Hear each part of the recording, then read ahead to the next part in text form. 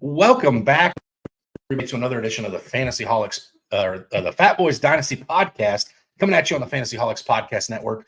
Brant, it is a holiday. Happy Juneteenth to those of you that celebrate. Again, I'm Bo. That's Brant. Coming at you live on the Fantasy Holics YouTube channel, presented by the Fantasy Holics Podcast Network on the YouTube channel. Brant, we've got an episode today that I think it's kind of getting us warmed up for the episode you and I are both looking forward to next week. Right? Next week, we're coming out with our hot takes. Some could argue this show is kind of hot takes with some of the names that we're going to talk about in today's show, but we're basically talking about some players that in rankings are outside of the top 24 at their position if it's a running back, wide receiver, and outside of the top 12 if they're a tight end. And these are guys that we think have a chance. And you and I are going to try to justify why we think these guys could make those inside those numbers on their respective positions. And again, so it's kind of a spicy take if you disagree with the rankings that are out there in the world right now, but we're going to try to do that today on the show. I'm excited about it. When you brought this up as an idea to do last week, I was kind of giddy with anticipation. I've got some names that I kind of like here, but I could be all three of my guys. I could be swayed one way or the other on. Yeah, there's only one guy that I'm of mine that I couldn't probably be persuaded. You'd probably have to take, force me a little bit to persuade me off of him. I've liked him for a couple years now, but we'll get into him in a minute. We talked about a holiday. Don't forget, we just passed Father's Day. Happy belated Father's Day to all you dads out there. Correct. All you dads that had to fire up the grill and cook for everybody else on your Father's Day. Happy Father's Day from a fat boy. It's always Fat Boys. It's always a good time. But I'm excited to get into this. This is going to be some guys. We used the Fantasy Holics rankings that we broke down a few weeks ago at each position. We took some ADPs from Sleeper. You and me made a mock draft that we've been using for ADP. I believe it's it's full point super flex is what I put in there. So yeah, we're going to talk about running backs, wide receivers, and tight ends. This is going to be a fun episode. I know on my list I have a guy that might be a little near and dear to your heart. We'll bring that up in a minute. But let's get our bibs on. Let's eat.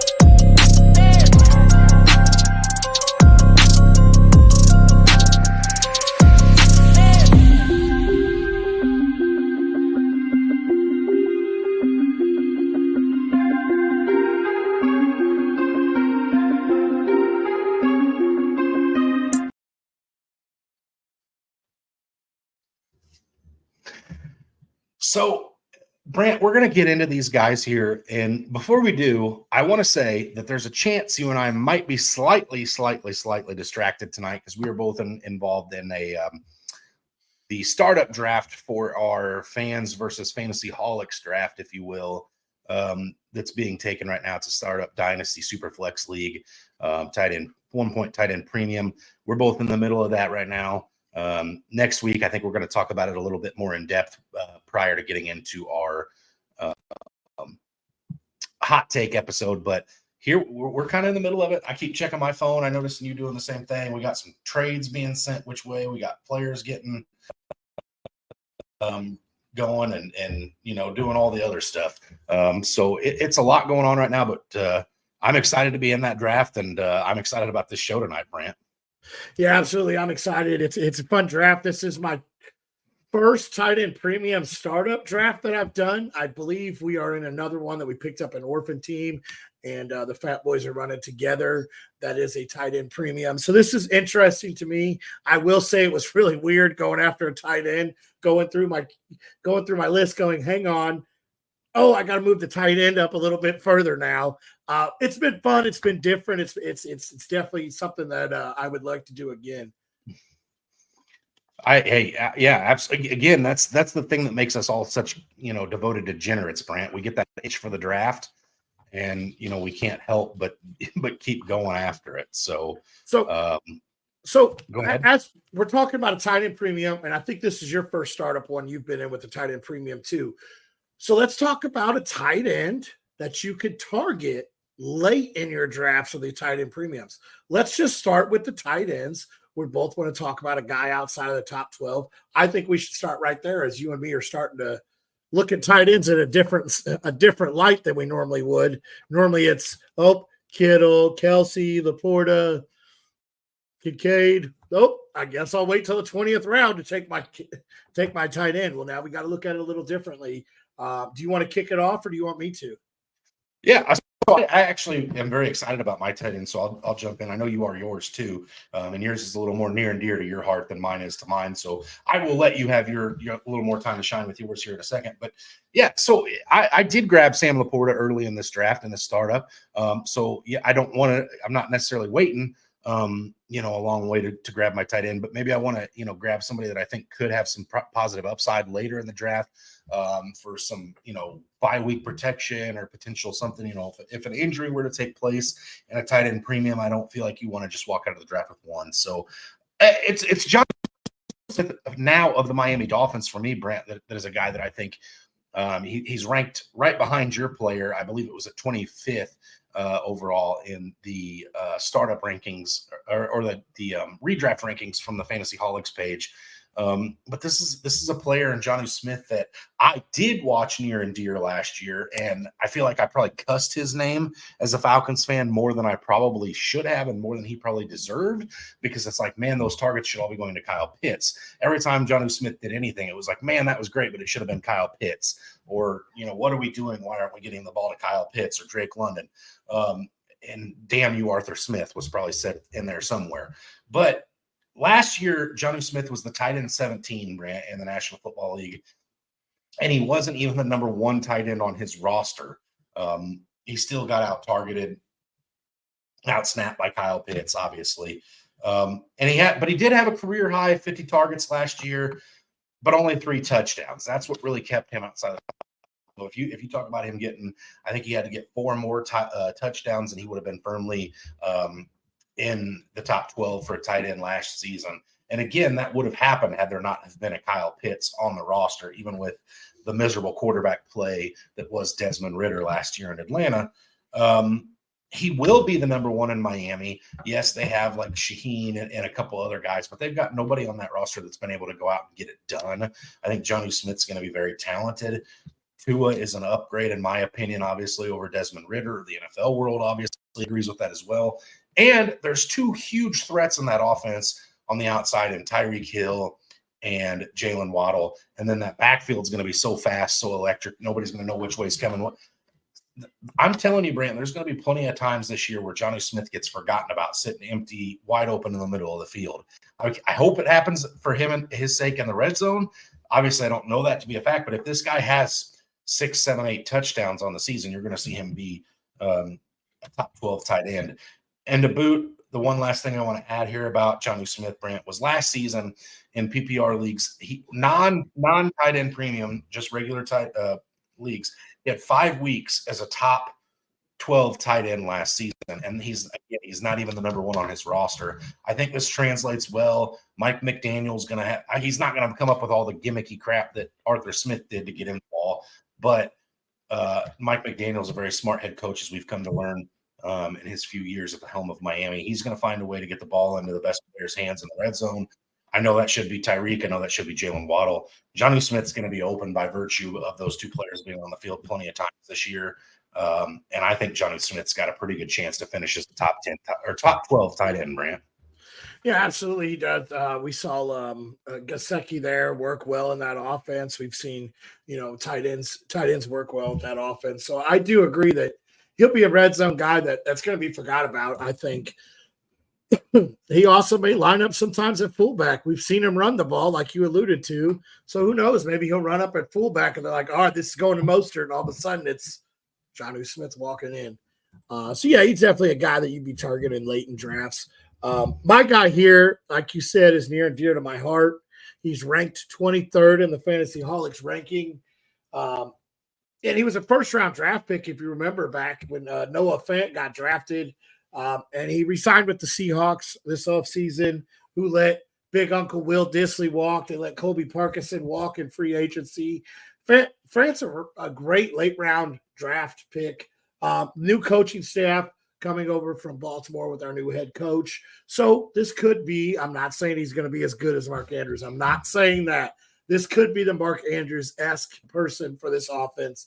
And if you look, Grubb, our new OC that came from Washington, the last 2 years has been top 2 in college football in passing the ball.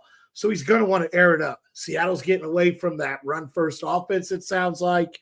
So getting a piece of this offense, if Grubb has 3/4 of the success that he had in college with his offense, he'll be a top offensive or top OC this year and moving the ball. And Seattle has a lot of pass catchers. You got to worry about DK. You got to worry about Lockett. You got to worry about JSN. And then all of a sudden there's Noah Fant moving all over the formation, just being open across the middle. This is a guy that had a lot of hype coming out of college. And I really think that he could be a guy that could easily find his way up there and towards the top 13 tight ends. Yeah, he's only finished as a top 12 tight end twice in his career. But he also, that was back in Denver. These last 2 years, Seattle's had Will Dissly, Colby Parkinson, Noah Fant. Throw out a random name, but we've probably put him at tight end. I'm pretty sure Kenneth Walker's lined up there too because Pete Carroll loves the tight end. But now it's we drafted a tight end out of Michigan who's a great blocker, and I don't think he's quite ready to be in line for heavy work. So I think Noah Fant is going to be the guy there lining up on the edge. Yeah, and Brandon, if you think back to Noah Fant, obviously he was the second tight end drafted behind T.J. Hawkinson the same year that they both came out of Iowa. And it was Hawkinson kind of took off and skyrocketed, and Fant you felt like you were constantly disappointed by. But if you look, even at his time in Seattle, because his usage wasn't necessarily all that great, if you go back to his time in Denver, he never really had a superstar quarterback or a great quarterback throwing him the ball. I know that pains you to hear, or for you to hear as well as myself, because I did love Drew Lock. I know you also have an affinity at this point for Drew Lock, who I still think ends up being a starter in New York at the end of the season. But the quarterback play wasn't to the level that it should be this year, whether it's Sam Howell under center or Geno Smith under center in Seattle. I think those are both upgrades over what he's been catching passes from most of his career in Denver. And let's be honest, you guys re-signing him to a contract is just another example of you guys winning that Russell Wilson trade too. So at the end of the day, you've always got that to fall back on. So I think Noah Fant, Brant, is one of those guys that if you start seeing even halfway through the season, start creeping into, he's a tight end 8 and he's got good usage and he's involved in the red zone, you could see this guy being one of those names that people start trying to trade for all over the place because of he still has name recognition. I mean, it would be crazy not to think so, just because he's a first-round draft pick out of the University of Iowa. People are suckers for tight ends out of the University of Iowa. And I wouldn't be shocked at all if he ended up being a top 12 tight end, Brant. Absolutely. All right, where do you want to go next? I'm going to let you take us whatever position you want to go to next. I'm going to go with the running back position. My guy here, he's ranked number 32 on the Fantasy Holics board in the redraft rankings.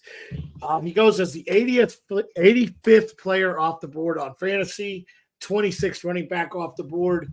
And in weeks 15 through 18, he finished, I know I haven't said the name yet, he's finished as RB12, RB15, RB20, and RB6 in those weeks. He only had one touchdown. That was it. He finished inside, the top 20 all 4 weeks. That's Zamir White of the Raiders. I know they added Alexander Madison. That doesn't scare me. If you know what? Prior to seeing him last year, it may have scared me a little bit. But he ain't ready to be a running back. He's a great guy to spill for an injured running back. He's a great number 2. Then they added 6th-round draft pick Dylan Lobb. White averaged 4.67 yards per carry over the last 4 weeks. and it was actually a starter at Georgia over James Cook, who everybody is all about drafting this year. This guy beat him out in college. And I'm sorry, when your quarterbacks, I hate saying this, and I apologize to the jorts, but when your quarterbacks are Gardner Minshew and Aiden O'Connell, I don't see the the Vegas Raiders leaning on their quarterbacks' arms to win games. I expect them to lean on the running back. And then we go back here. Let me pull up his game log here. It took him until this is how well the Raiders like to use one running back. He was under 20% of snaps all the way up until week 4. Or I'm sorry, he had 1 week over 20% of snaps up till week 14. It was all Josh Jacobs until Jacobs got hurt.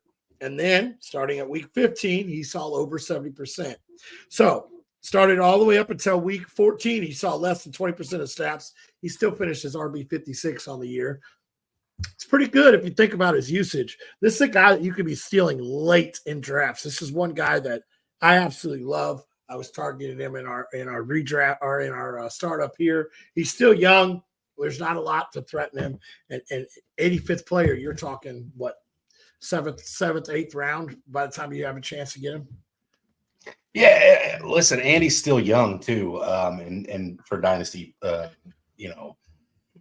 purposes as far as that goes. But this is one of those players, Brant, that there was a lot of hype for Zamir White at the end of the last season. When they come out, Josh Jacobs isn't re-signing. All of a sudden, he signs with Green Bay. All of a sudden, we get out of free agency, and the Raiders really did nothing to address the running back room, with the exception of Alexander Madison, who we both just said we weren't scared of. And it's like, okay, wait a minute, there's starting to be some serious traction here to this. But let's see what happens in the draft. And then the Raiders go through the draft, and like you said, they added Lobb in the 6th round. So they basically have done everything without coming out and saying Zamir White's their guy. He's going to get 75% of the work of that backfield. Like you said, he'll be spilled, to keep him fresh at times and to give him a break.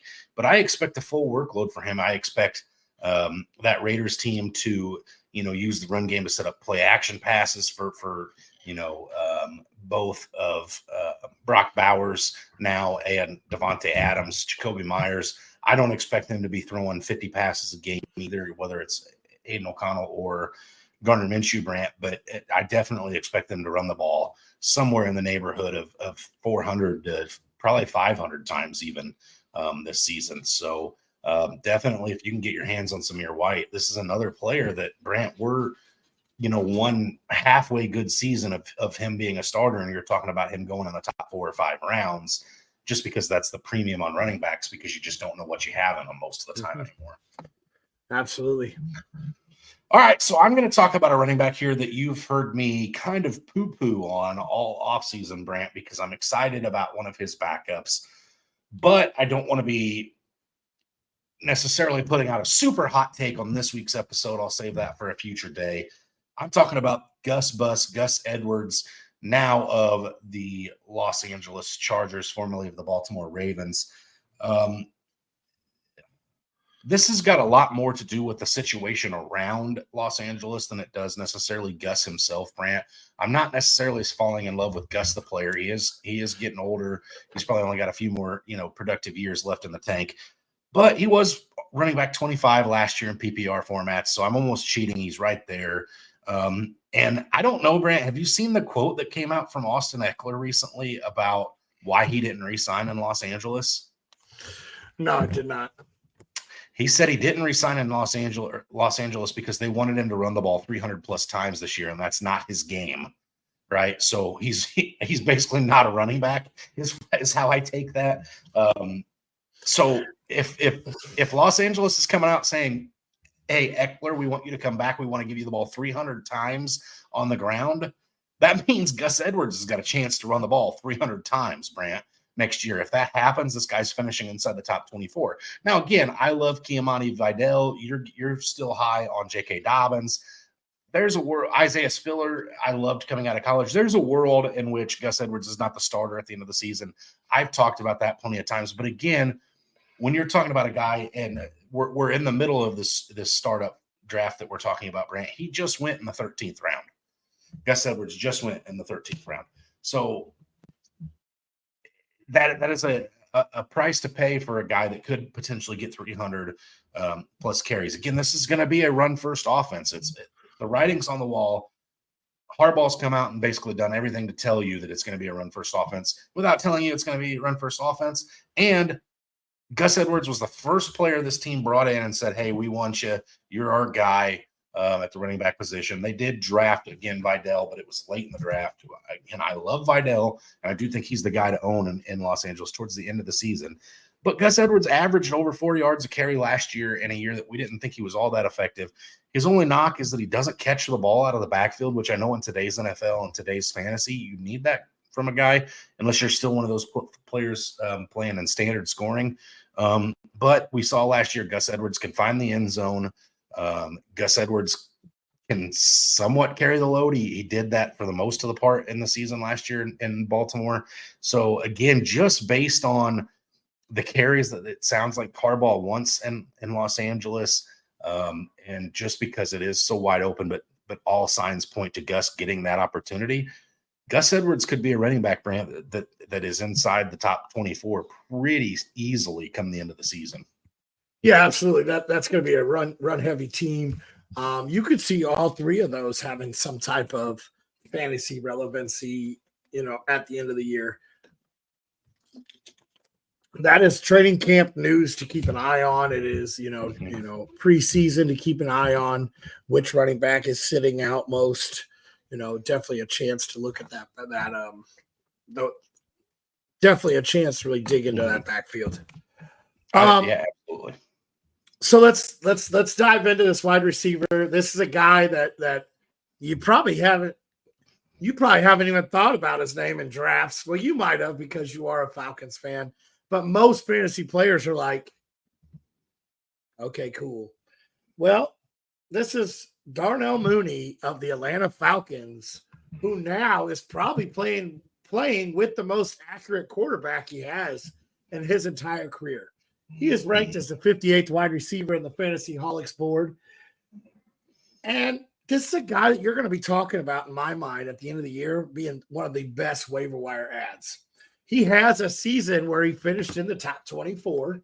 In 2021, he finished as wide receiver 23. And I know he's been a disappointment for most of his career, but he's entering his first of 3 years where Atlanta gave him a good chunk of change to come to this team. He was one of the first signings. He's one of the first signings that the new coaching staff made. And then you talk about they added Morris as their head coach coming from the Sean McVay tree, who really starts to look to move people around the formation and everything and really get their wide receivers involved. You got Drake London and you got Kyle Pitts and then, yes, you do have Bijan. But really, you think about it, it's really wide open after those top two on who the next pass catcher is. I'm not saying this guy's going to go out and finish in the top 5. But this is a guy that we've seen Kirk Cousins so many years support good secondary wide receivers at 26, and you're getting him at the end of your draft, a guy that has finished as wide receiver 23. He's very reliable. He only had one season where he didn't play at least 15 games. This is a guy that I could see really getting a lot of work in that offense as they try to hang up points. And if something, knock on wood, were to happen, this is a guy that could take off. He's been a wide receiver 1 for the Chicago Bears, and now he's coming into play at wide receiver 2. I absolutely love Darnell Mooney this late. Yeah, and here's another thing to add to that, Brant, is that this is a guy that Kirk Cousins, when he was doing his meet and greet and basically agreeing to contracts with the Atlanta Falcons, came out and said, I want him. Like, bring him in. I want Darnell Mooney on this roster. And if you look back to the years past, when you talk about the Atlanta Falcons wide receiving core, you're talking about Cordero Patterson. You're talking outside of the obvious with Drake London, of course. I mean, Van Jefferson, Scotty Miller, all these guys that are like, plug and play failures, if you will. And, this year we trade for, Desmond Ridder for Rondale Moore. Kirk Cousins comes on board and they bring in Darnell Mooney, who again, at one point in time in his career was the wide receiver 1 in Chicago, I believe for 2 years before they traded for DJ Moore. And again, yeah, it wasn't necessarily great, but also the quarterback play wasn't necessarily great. So it's definitely going to be very interesting to see what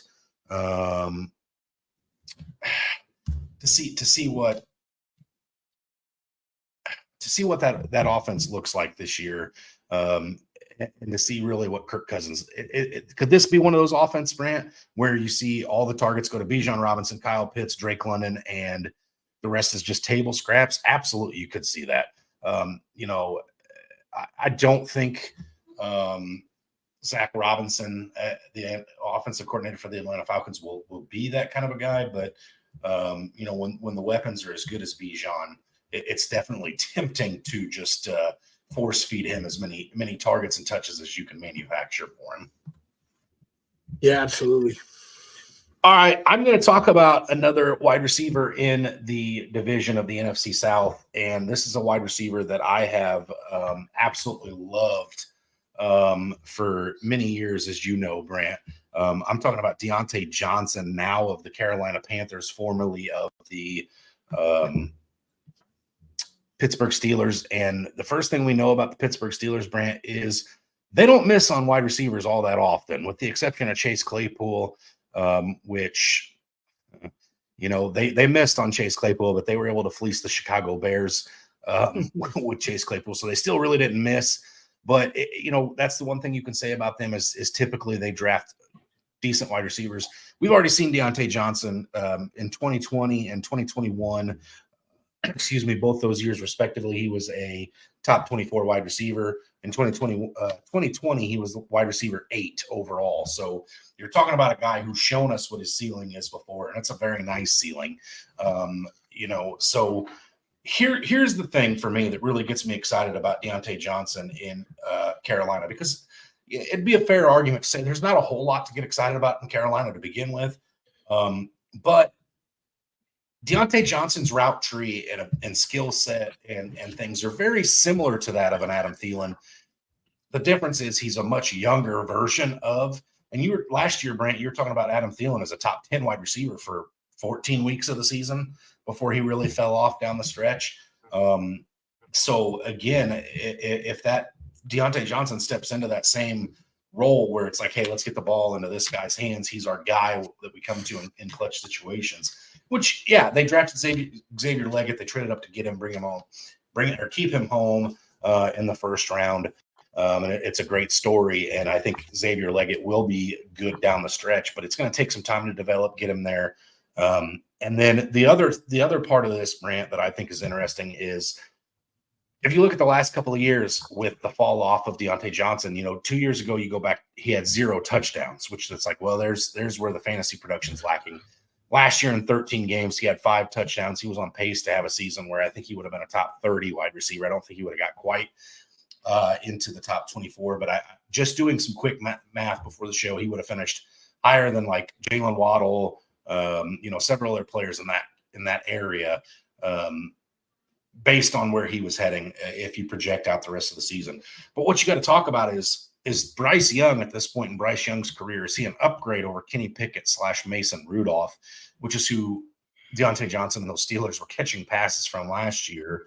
Or would you rather have those guys throwing the ball? Personally, I think I'd much rather have Bryce Young throwing me the ball than Kenny Pickett, who is now the backup to Jalen Hurts, or Mason Rudolph, who I believe ended up signing with the Tennessee Titans to back up Will Levis. To me, it's kind of night and day. But again, this could be one of those situations where Bryce Young doesn't live up to hype, and so the players around him don't either. So I do think it's a perfect storm that has to exist for Deontay Johnson to get into the top 24, Brant.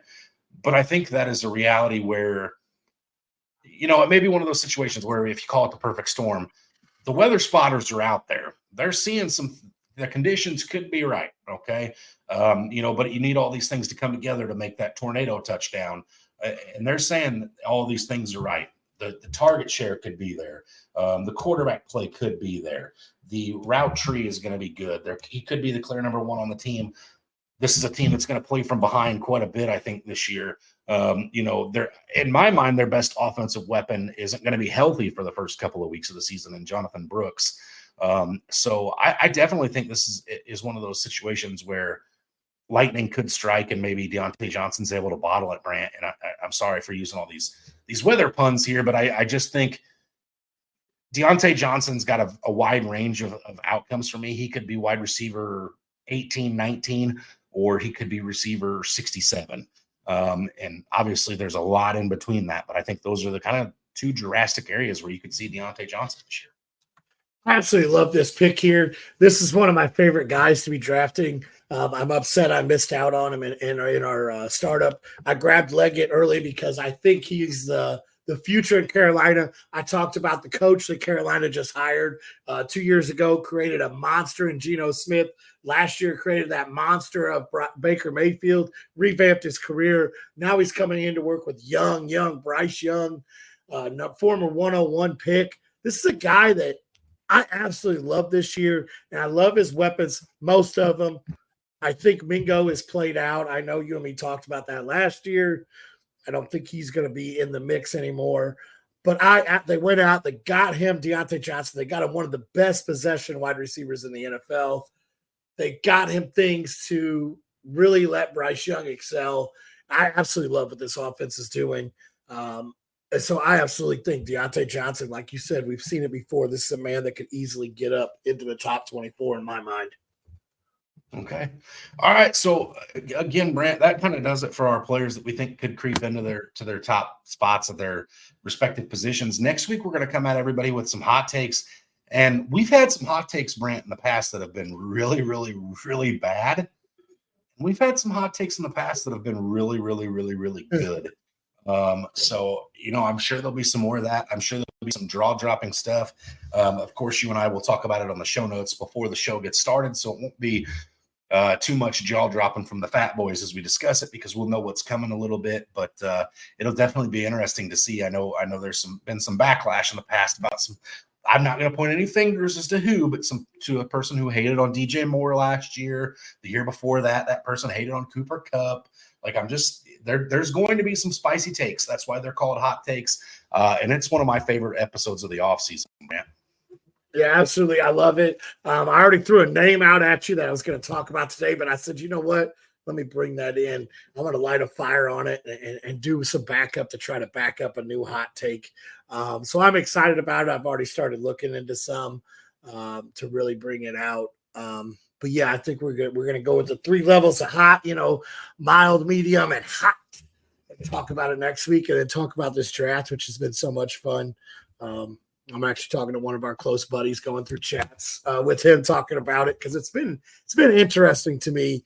But it's exciting. It's that time of year. It's time to really start building your tiers, getting ready. I know we're just about 2 months away from our favorite draft of the year, when we all get into person into our work league, and it's always a good time. But as always, stay hungry and stay fat, my friends.